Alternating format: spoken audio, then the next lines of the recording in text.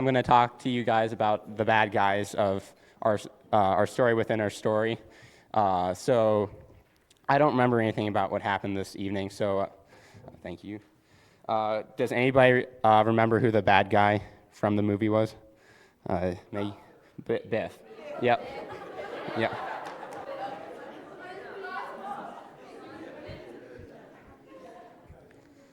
Yeah, so our bad guy, his name is Biff Tannen. What do we all know about him? He is a bully.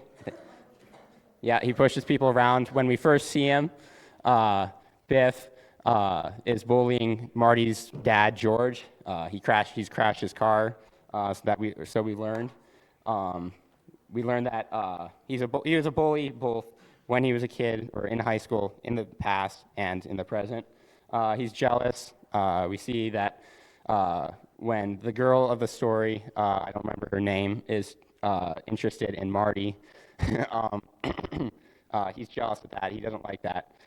He pushes basically everybody around him around. But at the end of the story, he gets beat. George, Marty's dad, stands up to him, and he ends up basically swapping places with him. So it was George being pushed around at the beginning. Now it's Biff being pushed around by George. So I'd just like to go over a couple of examples in the Bible that are fairly similar to that, where the people of God are basically being pushed around, and then by a certain party, and then when they stand up to them, the people of God end up coming out on top. So the first example is Joseph's brothers. If we remember the story, they're jealous of Joseph. Jacob was giving him a bunch of gifts, so they ended up selling him to slavery, which is the right decision.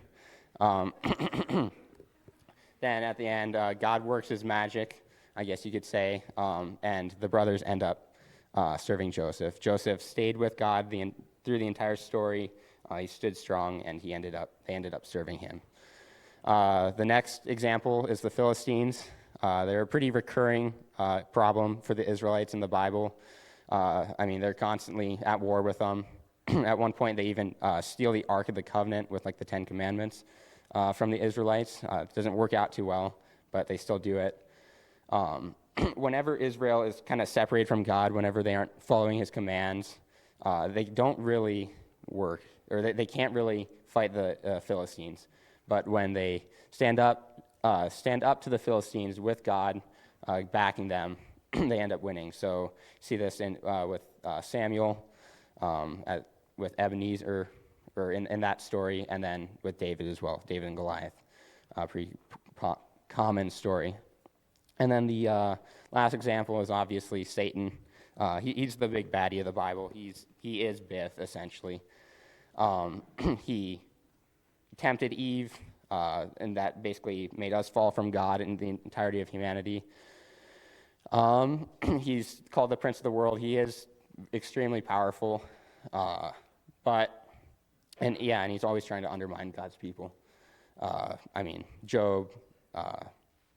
Job, Jesus even was tempted, but Jesus beat him in the end after he rose from the dead. After he was crucified and rose from the dead, he defeated Satan in death. So thanks to that, we can now have hope that we can beat him too. The only piece of scripture or thing of scripture I'd like to read tonight is James 4:7, which is, submit yourselves then to God, resist the devil, and he will flee from you. And so if we resist the devil with God backing us, the devil doesn't stand a chance. So that's all I have for tonight. Thank you.